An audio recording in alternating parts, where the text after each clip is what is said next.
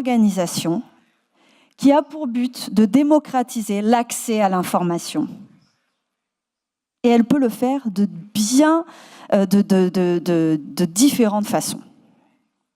Et le problème, c'est qu'on a toujours tendance à penser la bibliothèque comme un lieu, comme un objet, le livre, et comme un lieu, le bâtiment. Donc, comme je le disais, la mission principale d'une bibliothèque, vous le savez très bien, c'est de démocratiser l'accès à la connaissance et au savoir. Pendant très longtemps, le savoir et le livre étaient le dépositaire du savoir. Donc la bibliothèque était le lieu du livre. Les missions des bibliothèques n'ont pas changé. Il s'agit toujours de donner l'accès à l'information et au savoir, sauf qu'aujourd'hui, il va falloir que nous le fassions différemment. Alors en France, il y a un concept qui est très populaire, qui est le concept de bibliothèque troisième lieu.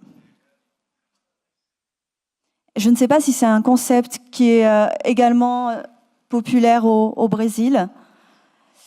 En France, c'est même presque un phénomène de mode, on en a un peu marre d'entendre parler de la bibliothèque troisième lieu. Parce que finalement, c'est une façon de théoriser, de mettre des concepts sur l'évolution logique des bibliothèques. Alors, qu'est-ce que c'est la bibliothèque troisième lieu ? Le troisième lieu est un concept qui a été pensé par un sociologue américain qui s'appelle Ray Oldenburg. Il se diffère du premier lieu, le foyer. Il se diffère du deuxième lieu, le travail. Et le troisième lieu, ce sont tous les endroits où les gens peuvent se réunir et se rencontrer. Pour lui, c'est un lieu qui est complémentaire, qui est à ces deux premiers lieux, qui est dédié à la vie sociale de la communauté et qui se rapporte à des espaces où les individus peuvent se rencontrer, se réunir et échanger de façon informelle. Alors, la première caractéristique du troisième lieu, je ne parle pas encore de la bibliothèque. Ray Oldenburg ne parlait pas de la bibliothèque troisième lieu. Il parlait uniquement du troisième lieu. C'est un espace qui est neutre, qui est propice à l'échange informel entre les membres de la communauté. C'est ce qu'on pourrait appeler un niveleur social qui met tous les individus sur le même pied d'égalité. Le café est un troisième lieu. Le bar, le pub irlandais, est un troisième lieu. C'est un lieu d'habitués. C'est un lieu qui est un facilitateur social, qui permet de rompre la solitude, de contrer l'ennui. C'est un lieu qu'on peut s'approprier facilement.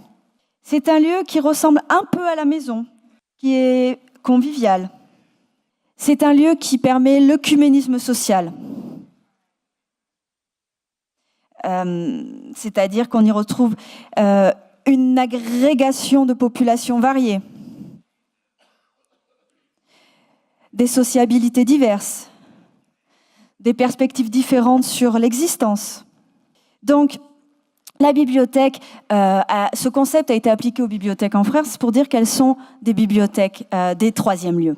Ce sont des bibliothèques avec un ancrage physique fort, des ambiances stimulantes, une accessibilité optimale, un confort de mobilier. Ce sont des bibliothèques où les espaces sont zonés pour accueillir des usages différenciés, avec des larges horaires d'ouverture. Ce sont des bibliothèques où l'on peut se détendre, sans jugement ni contrainte, où l'on peut dormir sans être jugé, où on peut boire un café. Je vous ai donné des exemples de bibliothèques dans lesquelles il y a par exemple un bar ou un Starbucks Coffee. Ce sont des bibliothèques avec une vocation sociale affirmée très forte. Ce sont des espaces, ce qu'on peut appeler des Facebook en version réelle. Je vous donne un exemple, par exemple, pour ceux qui ne connaissent pas ce dispositif, de la bibliothèque vivante, qui est un vrai dispositif de la bibliothèque troisième lieu, qui est On dit souvent, ne jugez pas une bibliothèque, un livre à sa couverture. Donc c'est un dispositif où les humains remplacent les livres. L'idée originelle, c'est de lutter contre les préjugés, les stéréotypes et l'incompréhension de la différence en mettant face à face des individus qui ont des parcours de vie très différents. Une prostituée, un migrant, un prêtre, pour pouvoir discuter sans jugement de ce que peut être la différence, pour essayer de casser les stéréotypes. Ce sont des bibliothèques qui proposent une autre approche culturelle, où se côtoie une vision élitiste de la culture, mais aussi une vision plus illégitime de la culture. On y propose tous les supports. Il n'y a pas de mauvaise ni de bonne culture. Tout est culture. Le jeu vidéo est culture, le livre est culture, la musique est culture. Ce sont des espaces où les règles sont différentes. On peut assouplir les règles. Les bibliothèques ne doivent pas être que des lieux de contrainte. On peut manger, on peut boire. Il y a des bibliothèques, par exemple, qui ont choisi de mettre des espaces comme des cabines téléphoniques pour pouvoir téléphoner. Il y a des bibliothèques qui choisissent de créer des espaces de déconnexion dans lesquels on ne peut plus se connecter. Ce sont des espaces où les règles sont différentes.